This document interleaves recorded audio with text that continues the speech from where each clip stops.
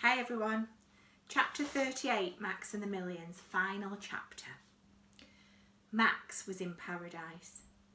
Actually, it was Mr. Darrow's vegetable patch, but to the people of the floor, it was a place where food grew out of the ground and water sometimes fell from the sky. It was the most incredible place they could possibly imagine. Sure, it was hard going sometimes. Most of them had never experienced night before, or this thing called winter that was going to arrive one day and shake things up. But with Max's help and advice and Mr. Darrow's amazing inventions, the floor people had learnt to adapt. Working together, they had turned the vegetable patch into something wonderful. Max! Max's eye was caught by something in the distance, Luke waving at him. Luke sat on top of Miss Binkles, who was hopping alongside a tick she'd recently befriended. "Hi guys," said Max. "Check it out, I'm almost done." He pointed to his latest creation, a hut carved into a cabbage stalk. His skills as a model maker had led to him becoming one of the most sought after architects in the vegetable patch. His recent Leek skyscraper had won awards. The rest of the floor lived in Mr. Darrow's models, tucked among the vegetables. The Taj Mahal, Sydney Opera House, the Houses of Parliament. "I'm giving it to Mr. Darrow," he said, "to thank him for making my new hearing aids." Max pointed to them. They were much bigger than his last ones, but thanks to Mr. Darrow's ingenuity, they worked just as well. It had taken a little while for the floor people to learn how to talk to Max properly, but then they were learning a lot about talking to one another nowadays, and of course Luke was there to help them every step of the way.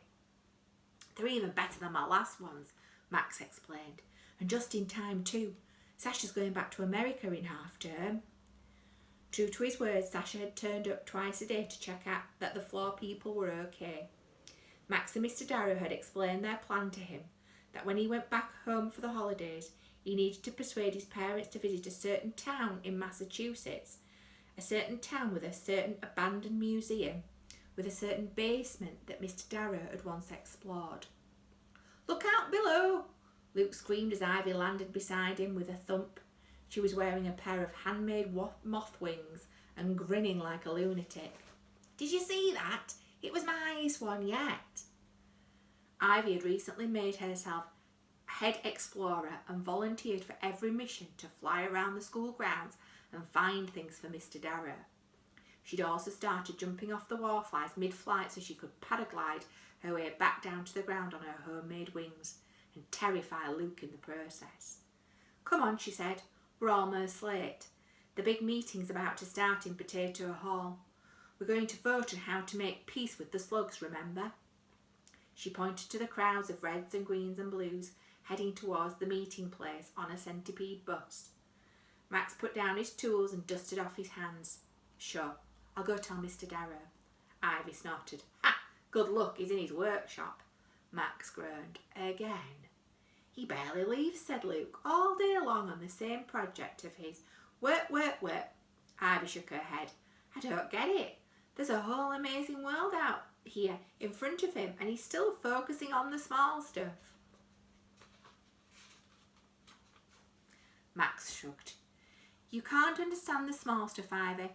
Everything's small to everyone else, to someone else." Luke gawped. "Even Sasha?" "Of course.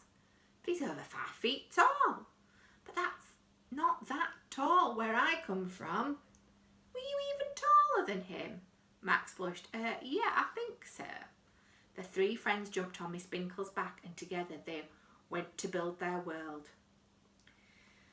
Mr. Darrow was also building a world.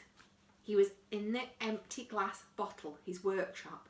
There was a chair and a desk inside it and nothing else. On the desk lay a single scrap of leaf. Collected inside was all the serum he had painstakingly scraped off the glass bottle over many hours. There was barely anything left, 1/100th of a single drop.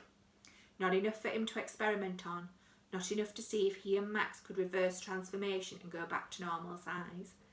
Of course, when Sasha returned from holiday, he should have more serum with him. They had plenty of time to find their way home. Until then, Mr. Darrow had a lifelong dream to fulfill.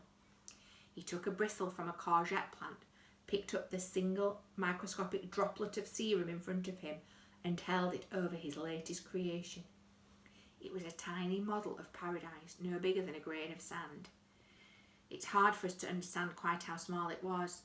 It's even harder for us to understand how tiny, how infinitesimally small the people who lived inside it would be. You couldn't have seen them with your own eyes, even if you tried. But then the world is filled with miracles that nobody sees. Well then, said Mr. Darrow, there goes nothing. And that's the end. I hope you've enjoyed it. See you soon.